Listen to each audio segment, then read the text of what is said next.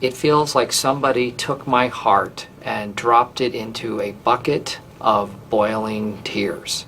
And at the same time, somebody else is hitting my soul in the crotch with a frozen sledgehammer.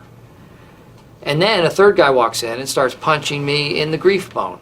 And I am crying, and nobody can hear me because I am terribly, terribly, terribly alone.